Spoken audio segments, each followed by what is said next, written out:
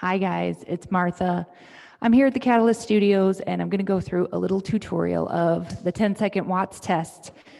You love it, or maybe you don't. That's why we're doing this video. A couple things, tips and tricks to get you through the test, feeling good, feeling great, pulling some monster numbers, and getting yourself ready for the next time the test comes around and the next day of rowing. Because there's no reason why a 10-second SWATS test should put you in a freak out mindset or take you out of commission for good, healthy rowing in the days before and after. So a couple steps to prep for the test. Number one, warm up. I am thoroughly warmed up. I just got off doing our Zoom session with some rowers online this morning, and so I did a whole bunch of rowing. I'm feeling warmed up. I would say at a minimum, you want to put in 5 minutes of work, 1,200 to 1,500 meters on the rower, and then whatever other opening up the joints, getting mobility going kind of work that you do off the rower. Think of the same kind of work that you would do on land before you'd get in a boat to go out and do your on-water warm-up for a 1,000-meter sprint piece. And that's the minimum. If you want to go a little longer, you can. But trust me, especially as we get to the north side of age 30, to jump in and try to do a good Watts test totally cold is not going to feel good. We're not going to get a good result. We may put ourselves in position for some injury. So step one, warm up. I have warmed up. And basically what I did, again, is the workout with the Zoomers. If I had not done that, I would have sat down and done at least 12 to 1,500 meters of rowing, about the first minute, nice easy paddle, and then working up my rate and pressure for the next 2 to 3 minutes, and then just starting with some pressure 10s, and then longer rowing. For me, mostly just to get a sweat going and to get my body moving. Step two is to prepare the erg. We want to make sure that we're around a 200 drag factor. For some of us, that'll be fan all the way closed, all the way up to 10. For others, depending on where your rower's calibrated, it might be a little shy of 10. And as hopefully you know, to get into that mode, you can always hit your menu, more options, display drag factor, and then take some regular pressure strokes. After a couple strokes, you'll see a drag factor display on your monitor, and then you just ratchet up that handle a little bit more or less towards 10 to get as close to 200 as you can. If you're already at the top and it's still reading like 198 or whatever, keep it all the way at the top. All right. And then we want to make sure that we are in watts also. So I'm going to hit my just row, hit my units button to make sure that I'm showing watts so that I'm looking at the right thing. Okay. So I've warmed up. I have set up my rower. Now, a couple pieces to think about as I go into the test. I am going to hit just row and let it count up from 0 to 10 seconds on my clock. I hit just row every time I do the test and start from 0 so that I'm not doing any funky math in my head. I can just focus on the rowing. Number two, now that I've set this up to 200, I've already warmed up my body, but I'm going to take a couple strokes just to get used to what it feels like rowing at that 200. It's going to feel different. It's going to feel heavier.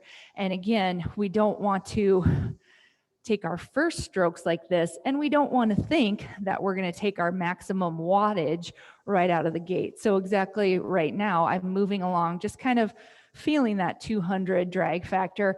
I'm only showing about a 40 to 50 watts on my monitor here, but I'm just moving through to kind of remind and reorient my body to how it pulls against me again. All right. I'm also warming up. Once I'm set at that 200 drag factor, I'm pretty much taking nothing but full strokes here. That's how I'm going to do my 10-stroke watts piece. That's how I'm going to warm my body up to get used to rowing at this 200. All right. Keep in mind that if you're trying to do a racing start type of stroke, if you're bending the arms, if you're shortening up, if you're trying to get quick little strokes in, it's very hard for me to get much above a 200 here as I pull those shorty little strokes. For me, a 200 score for my 10 strokes watts test, not my best. That's not where I'm aiming to be. So I want to take some full strokes and get used to that. All right. That's how I'm going to warm up when I'm up at this 200. It's how I'm going to do the test. Full strokes. All right. Then I'm going to get ready to pull a stroke. So it's going to be 10 seconds on the clock. It's going to be somewhere in the neighborhood of 7 to 10 strokes on the rower.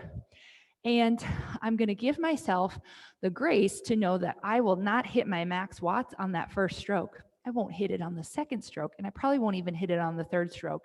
For me, it's going to be somewhere around stroke 4, 5, 6, or 7 that I'm going to get my watts up to that max. So I'm going to pull a piece and let you know what watts I'm hitting as I go through it. Just since you can't see my monitor, I'll kind of try to read out where I'm going, all right? So I'm gonna run a 10-second watts test. Again, I've gone to just row, so I've got 0 on the clock. I'm in watts units. I've got my chain pulled out so that I'm at the catch position. I'm waiting for my flywheel to come. I'm listening carefully for it to come to a complete stop. I'm gonna start from a complete stop, but remember, I'm going full strokes, and I'm knowing that I'm not gonna hit that max wattage for the first couple of strokes. I'll tell you what I do hit though, as much as I'm able to. Ready? Here we go. 114, 196, 367, 429, 440, 451.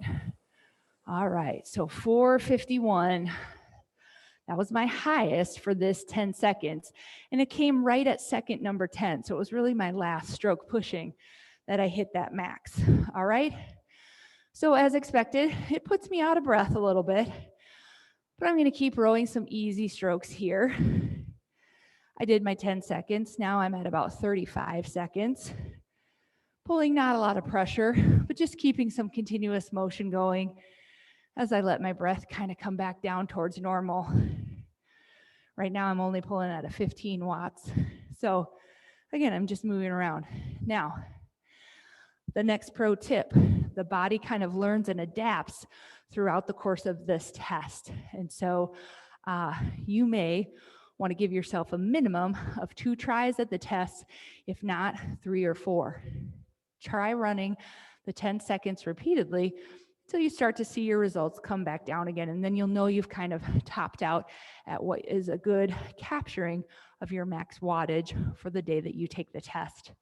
All right, so I did it once. What did I get? 450, 451-ish? I'm going to see if I can beat that on this second one. I'm not really sure after having done the workout that I did this morning. But hey, we'll see. So again, so I don't have to do funky math on my clock, I'm going to go back to just row. I've got 0 seconds on the clock. I'm going to let it count up to 10. I'm listening carefully to make sure that my flywheel is coming to a complete stop. And then we'll try this one more time. At least one more time. Who knows? Let's see. So I'm getting strapped in here. Again, I'm working on taking full, long strokes. So far, rowing at a heavy resistance, but I don't feel any strain in the lower back, don't feel any strain in the hamstrings or the back of the knees. I'm finding that flow, and I'm giving myself the grace to build pressure and potential over the course of those 10 seconds and to not try to overpress or overpush or overpull on that very first stroke. All right. Giving the flywheel a chance. I got it going just a little bit there, so we'll let it come to a rest. Come on, buddy. Sitting at the catch, I'm going to take my 10 strokes. I'm going to tell you what I'm pulling for each of these. All right. Are we ready? Here we go. 116, 213, 377, 430, 449, 469. 469 on that, again, that very last stroke. But I did slightly beat my score from the previous test. So 469, I didn't get there till the very last stroke. I kind of had to wind myself up, but I hit it. 469 is my new high. Now, for me, rowing the 10 seconds watts test, 469 would not be a great score. I'm used to pulling higher, but I'm also not used to narrating it throughout. And I've done a few of them now today. So we'll see. We'll take this third one. Typically when I do the test, my third one starts to come back down again. So usually it's on the first or second that I'm getting my highest score for the day, that highest stroke wattage. We'll see what happens in this third test. See if I can change it at all. So again, trying to take full strokes, getting warmed up, not freaking out about it, still not feeling strain in the low back or the knees. I feel like I've taken some heavy strokes, that is for sure. My arms are starting to get a little bit tired, but body feels good moving through the swing. I'm going to reset once again, hitting my just row button so that I've got 0 seconds on the clock. For easy reference, we're going to take attempt number 3 at this. Here we go. 115, 226, 348, 403, 401, and 392. All right. So for sure, my best effort for today came on attempt number 2. My body kind of got used to the motion. I was able to pull a little bit stronger watts on that second time through. On the third time through, you can hear me start to laugh because I could just feel that my body wasn't really there to give a whole lot more. So at this point, knowing myself as an athlete the way that I do, I'm not going to try a fourth one because I think that the likelihood of exceeding that 469 on this particular round is pretty low. So I'm going to give myself the chance to rest. And for today, I'll take that 469.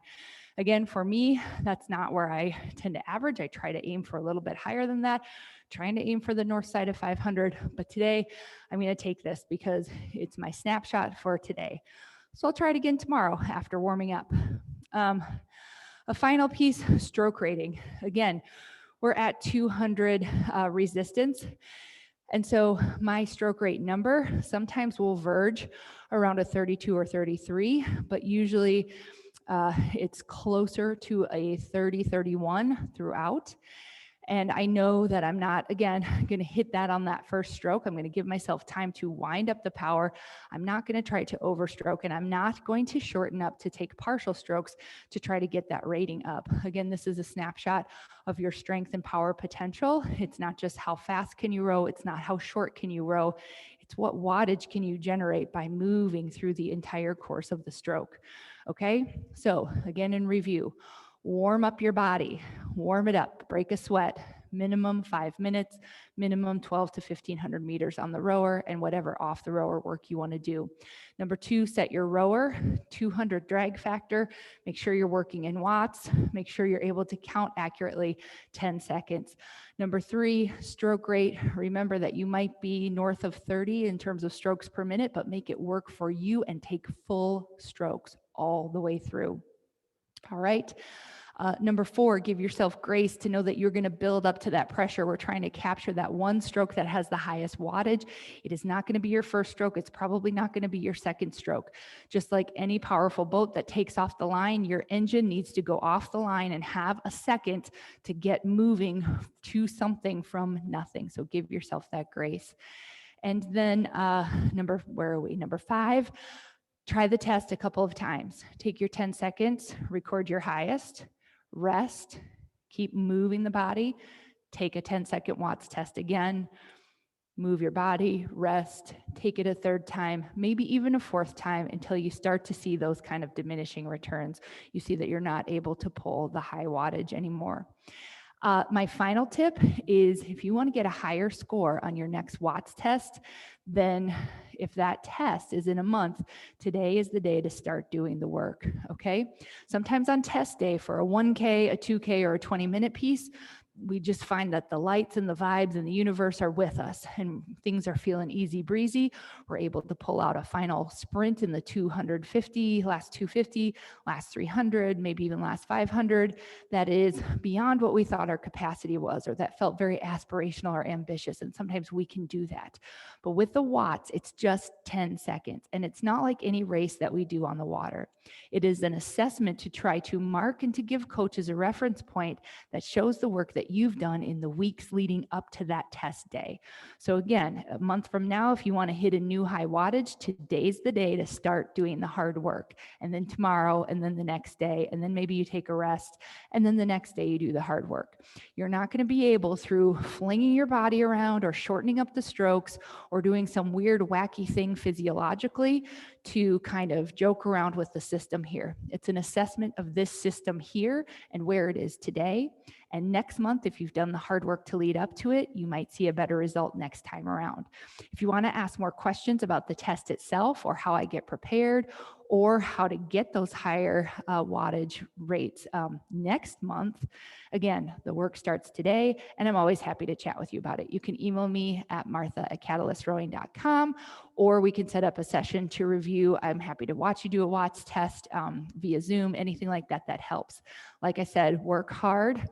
Make sure that you realize it's an assessment of where you are today, and make sure you rest. Speaking of which, I need to rest right now. All right, bye guys. Thank you.